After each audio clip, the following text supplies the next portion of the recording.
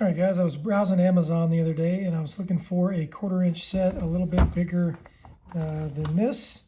And I've got these mainly for my glove box and a motorcycle, small motorcycle tool kit. And I saw this GearWrench set and it looked pretty cool. So a 39-piece set here with the 120 XP ratchet.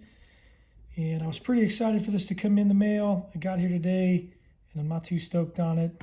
Let me show you why. Case is okay.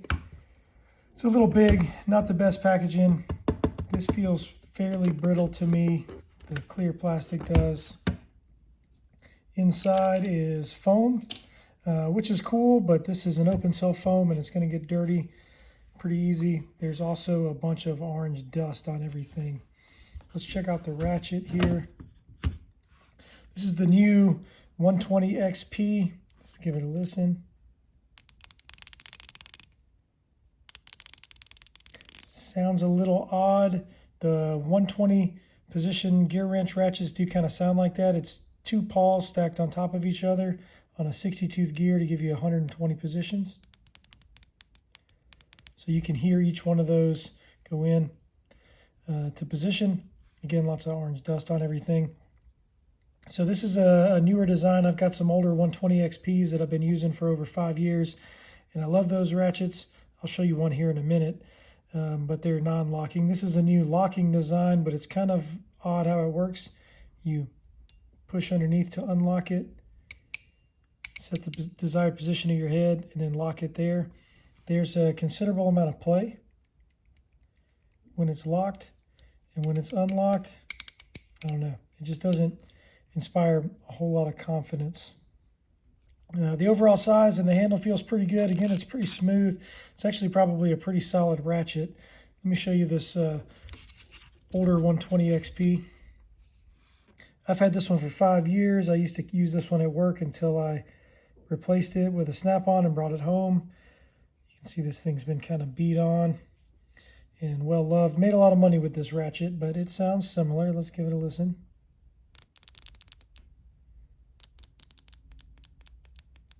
Again, you can hear each of those two paws kind of doing their thing. This is non-locking, but it's much more secure, even after 5 years of pretty steady use. The new one, the head size on the new one is much, much smaller. The thickness is still very similar. It's a smaller ratchet overall. And in general, I'm not too mad at this ratchet. It's probably the best part of this kit. Now for the bad. What I don't particularly like, if you look at the kit, it looks pretty comprehensive up front. The problem is the handle that they give you here is not a spinner handle or a 1/4-inch square drive. It's a magnetic hex bit driver. Unfortunately, no 1/4-inch square drive end on this to be able to put the ratchet in the back of it. And let's say we take, see, there's that orange dust. Magnet's pretty strong. That's not coming out. The grip on this is good. I actually like this handle design. I've got a set of GearWrench picks that I use at work, and this is the same handle. It's pretty good. But the issue with this is that there is no means of reliably driving these bits. For example, this is a T45. T45s are huge fasteners, typically like seat belts and stuff like that. But there is no 1/4-inch bit adapter here. We have a 1/4-inch socket, but it's really shallow and it's not magnetic.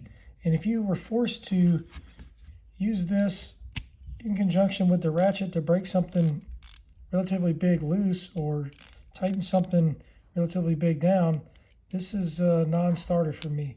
So that's ding number 1. The biggest problem that I have with this kit is going to be these sockets. Grab a tin real quick. Let's look at it. So here it is up against I've got a USA Craftsman here.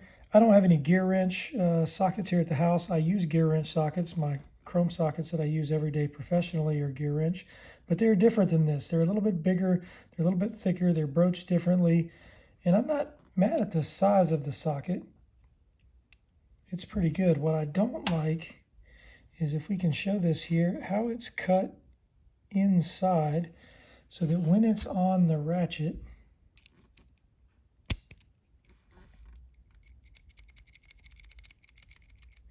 there is a considerable amount of play here. And it's not just this 10, it's all of them. There's a 14.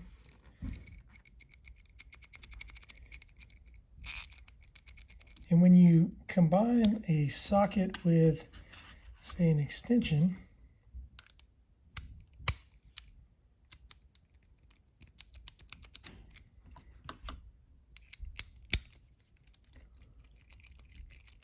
it becomes extremely wobbly. So this, to me, is what kind of seals the deal. Additionally, a lot of stuff in here is not typical GearWrench quality.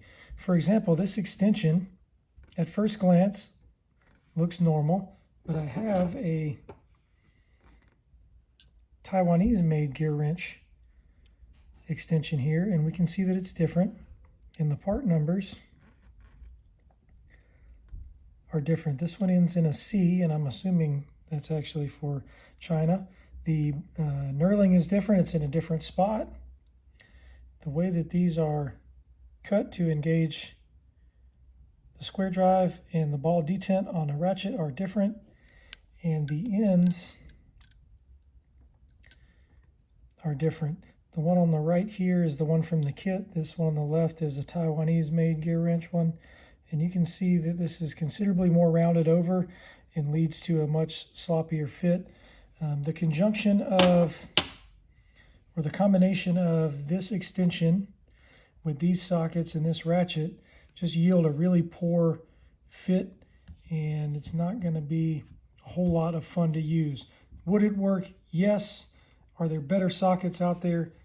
Absolutely. Here is a cheapo cobalt socket. Let's stick this on this 120 XP here. Look how snug that sits on there, right? And even the USA Craftsman fits on there really, really snug. And these fit snug on this new ratchet too, but not as far against the ratchet body itself. And the reason for that is the ball detent is pressed in really, really close to the end of the anvil here, as compared to this older GearWrench 120. See, there's much more real estate here on the anvil between the ball detent and the end of the anvil. This allows the sockets to fit on there much, much deeper, giving you a smaller overall width here. The way that this ball detent is pushed on, it kind of defeats the purpose of these sockets being a little bit shorter. You don't actually net all the benefit of having the shorter socket as far as reduced height because it sticks out and protrudes. Another oddity to this tool set is the fact that there is no adapter for this handle to a 1/4-inch square drive. So you can't put any of these sockets on here, and then conversely, as I discussed earlier, you can't put any of these bits on this ratchet. So that defeats the purpose of having such a large set. Another thing that's odd is we have standard and metric sockets, but we don't have a complete suite here. We have a 13, which is nice, especially if you have a GM car, but we don't have a 7, and we don't have a 15. So if you have a Toyota or a Mazda or a Honda these will be fine for most of the things that you're going to be using a 1/4-inch drive setup for. But it would be nice to see a 7mm and up to a 15 included.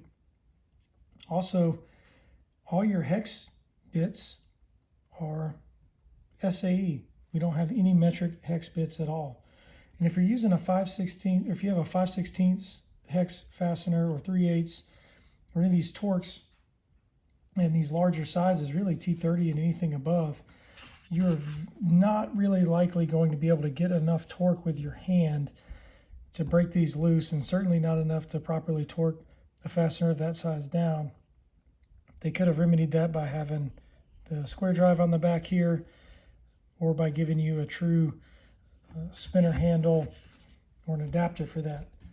The fix for this would just be to, let's see here, to include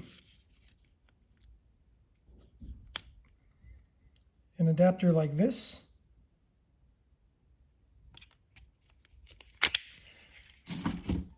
or even a hex to a square drive adapter like comes in this kit here. Also, this is a metric kit. You got a full suite of metric sockets. Again, we don't have that 15, we just go up to a 14. But we do also have metric hex bits here instead of SAE. So smaller kit, but in several ways much more capable than this GearWrench set. So all these things together really took the wind out of the sails for me on this. I'm not feeling it. I'm going to send it back. There's better sets out there. The ratchet is pretty good, but it's not good enough to make up for all of these other shortcomings. And that stinks, because I've typically been a huge GearWrench fan. I have a ton of GearWrench tools that I use every day at work, and I love them. But this kit just falls short for me, so I can't recommend it. If you look on the back here too, you'll note that this it's put together in China with kits from Taiwan, Vietnam, and mainland China. I would say that the ratchet is most likely made in Taiwan, but everything else is giving me some serious China and Vietnam vibes. So if you see this kit, I think it runs like between $50 and $60. I would pass. There's better stuff out there. The V-Series Craftsman set is a much better setup, and in spite of this ratchet being a turd, I would still buy this 2-to-1 over that GearWrench set any day. So not only am I keeping this, I bought extras, and this will be going back from whence it came. So save yourself some money, guys. Save yourself some heartache, and just skip this kit.